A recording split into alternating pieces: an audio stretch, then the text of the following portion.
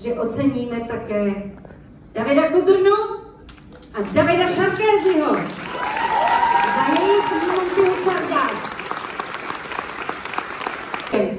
Dovolte mi, abych přivítala a vlastně si řekla, že tuhle zvláštní cenu předá, prosím pěkně, vám jako Olda Lichtenberg, Olďásku, pojď, a Felix Slováček, protože oba dva jsou to statní, prostě muzikanti, další producenti, a hlavně Felix Slováček zná Davidka od jeho malička.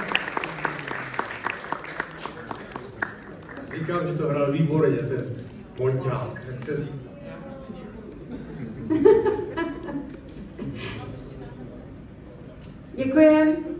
Děkujem, předáme cenu. A ještě zvláštní cenu, David, počkej, já to jenom dořeknu, dostává zvláštní cenu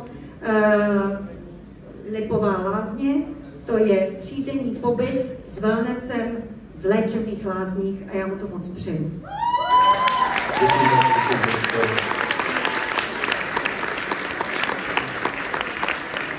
Já se teda myslím, že spíš měl dostat Felix.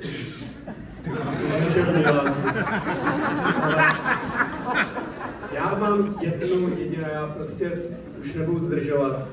Úžasná akce, úžasný publikum. Jen pro příště, prosím, víc českých písniček. Víc českých písniček. Všichni ty se budou živit tady, nebo drtivá většina z nich. Věřme, máme svoji kulturu úžasnou, všichni ji chceme podporovat. Jenom prosím, Dobře.